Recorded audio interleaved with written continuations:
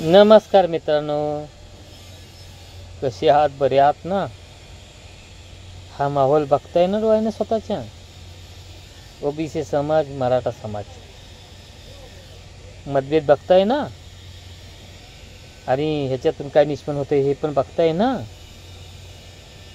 छगन भुजबळ जरांगेवरती आरोप करतायत, जरांगे साहेब छगन भुजबळवरती आरोप करतायत, ओबीसी समाजाला भडकवतायत भुजबळ साहेब आणि त्यांचे काही नेते मंडळी भडकवतायत ना. मग ओबीसीचा काय फायदा, मराठ्यांचा काय फायदा? ही काय करता माहिती का बघा, अशी भांडणं लावतायत आणि स्वतःची पोळी बांधून घेत आहेत. त्यांची मानधनं जर तुम्ही बघाल ना, चक्कर येऊन पडाल. त्यांची मानधनं काय आहेत हे जर तुम्ही बघाल ना, तेव्हा तुम्हाला चक्कर येऊन पडाल तुम्ही. अरे एक उद्गार होतं छगन भुजबळांचं, कधी तुम्ही व्हिडिओ बघा.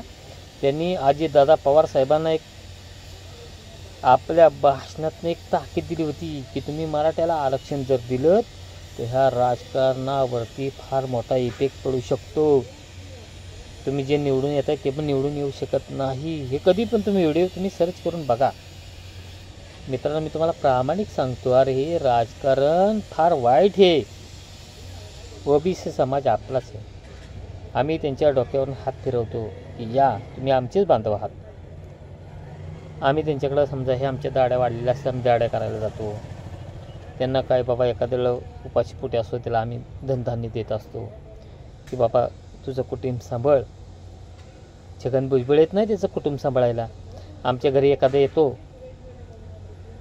एक आपलं समजा आमच्या गावात पण ती वातावरण आहेत की एखादा समजा मी आता कमी ह्या गोष्टी बोलणार नाही, पण एखादा समजा ओबीसी बांधव आहे तो आमच्या घरी आला की बाबा समजा पीठ मागायला आला किंवा एखादं काही गोष्टी अन्न राहण्याच्या मागायला आला, आम्ही त्याला स्वखुशीने देतो.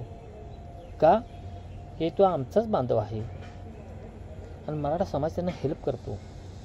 छगन भुजबळकडे गेला का? तो गेला का? तुम्ही सांगा. ओबीसी बांधव गेलात का तुम्ही छगन भुजबळकडं? आणि त्याला तुम्हाला उभं केलं का? सुरक्षा रक्षक यांना दरवाज्यात उभे आहेत. कोणाला भेटायचं आहे? काय काम आहे? अरे बाबा आम्हाला छगन भुजबळ हे चाल निघितनं आला छगन भुजबळला भेटायला.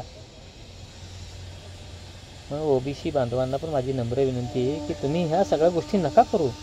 अरे हे बांधव आपले बांधव आहेत, त्यांच्या विरोधात जाऊ नका जाऊ बांधवांना, त्यांच्या विरोधात जाऊ नका रे. कारण तुम्हाला उपाशी मारतील राजकारणी.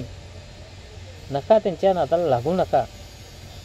मी म्हणतो जरांगे पाटलाच्या बी नादाला लागू नका, ना छगन भुजबळच्या नादाला लागू नका, ना ह्या राजकारण्याच्या नादाला लागू नका. तुम्ही एकच करा, सर्वसामान्य आपण सर्वजण एक आहोत. आपलं रक्त एक आहे, आपला समाज एक आहे. हे फक्त माध्यम ठेवा. मराठाशिवाय तुमचं काय चालू शकत नाही आणि तुमच्याशिवाय काय मराठ्यांचं चालू शकत नाही. मग कशाला राजकारण खेळता? कशासाठी हवं हे सगळं राजकारण? अरे गाला चुलीत हे सगळं राजकारण. मी एक सर्वसामान्य माणूस आहे, तुमच्या पण हा व्हिडिओ पोचवतो आहे. मला काय वेळ लागलं नाही, माझा टाईम वाया घालवायचा आणि तुमच्या पण हा व्हिडिओ पोचवायचा. मला काही पडलेलं नाही. फक्त मला एकच कळतं, ओबीसींना पण आरक्षण त्यांचं टिकावं आणि मराठ्यांचं पण आरक्षण टिकावं. हाच माझा उद्देश आहे प्रामाणिक. मला ओबीसींचं आरक्षणापासून त्यांना वंचित नाही करायचं, ना मराठ्यांना पण आरक्षणापासून वंचित करायचं. या छगन भुजबळचं एकच ध्येय आहे, फक्त मराठ्यांना आरक्षण द्यायचं नाही, ओबीसींना आरक्षण द्यायचं आणि त्याच्यात भांडणं लावायची. आज जर ओबीसीलाच फक्त आरक्षण मिळालं, मराठ्यांना आरक्षण नाही मिळतं, मराठी तुमच्याविषयी गप बसतील का? तुम्हीच वारकाने विचार करा. बसतील गप? अरे तुम्हाला उपाशी पोटी राहावं लागल. मराठा समाजाच्या विरोधात जाऊ नका. गेलात नाही बघा, मराठा समाजाच्या विरोधात गेलात तर तुमच्या रोजीरोटीला तुम्ही मुकाल. छगन भुजबळ तुमच्या घरी येऊन नाही धनधान्य देणार. मग तर एक वॉर्निंग द्या ना छगन भुजबळला की ठीक आहे आम्ही मराठा समाजाच्या विरोधात जातो, तो आमचं घर सांभाळशील का? सांभाळशील का आमचं घर? सांभाळ ना. आम्ही मराठा समाजाच्या पूर्ण विरोधात जातो, त्या मराठा समाजाला आरक्षण मिळवून देत नाही, तू आमचं घर सांभाळणार आहेस का? छगन भुजबळ जर तुमचं घर सगळ्यांचं अखंड ओबीसी समाजाचं घर सांभाळायची त्याची ताकद असेल ना तर ठीक बोलू देते ना छगन भुजबळनं. पण मराठा समाजाविषयी वाईट बोलू नको बाबा. तुला ताकीद देतो, वॉर्निंग देतो. छगन भुजबळ साहेब, मी अजून आदर करतो तुमचा. तुम्ही मराठा समाजाच्या विरोधात जाऊ नका. मराठा समाज अजून गप आहे. ज्यावेळी पेटला ना तर आई शपथ कोणाचंही ऐकणार नाही आहे. ना छगन भुजबळचं, ना फडणवीसचं, ना अजित पवारचं, ना एकनाथ शिंदेचं, कोणाचंही ऐकणार नाही. हे राजकारणापासून आहे ना आम्हाला भडकवू नका. आम्ही अजून शांत आहोत. आम्हाला राजकारणात बिलकुल ओढू नका. आम्ही सर्वसामान्य माणसं आहोत.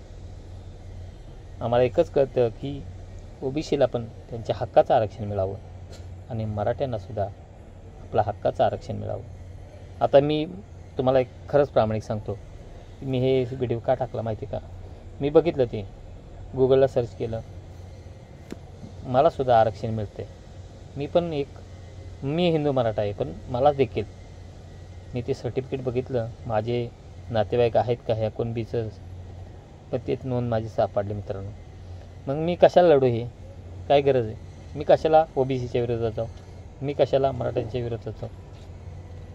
मला आरक्षण जर भेटत असेल तर मी कशाला ह्या सगळ्या गोष्टी करू? फक्त मला हे राजकारण येत ना, या राजकारणाविषयी चीड आहे, राग आहे. हे स्वतःची पुढे घेतात बाजून आणि करोडपती झालेत मित्रांनो. आम्हाला आपापसात भांडवत आहेत. त्यामुळे ह्या गोष्टी करू नका. ओबीसीने मराठ्यांना साथ द्या, मराठ्यांनी ओबीसींना साथ द्या आणि सर्वांना सुखाचं, समृद्धीचं, आनंदाचं, ऐश्वर्याचं जीवन जगू द्या. त्यांच्याविषयी मतभेद करू नका बाबांनो. मी हात जोडून विनंती करतो. ओबीसी पण आमचेच बांधव आहेत, मराठा बी आमचेच बांधव आहेत. सर्वांनी एकत्र या बाबा. नाही या राजकारण्यांना आहे ना कायमचा धडा शिकवा. छगन भुजबळला पण शिकवा कायमचा धडा. त्याला घरी बसवा. तो जो वय झालं आहे बाबा, तो आता थकला आहेस.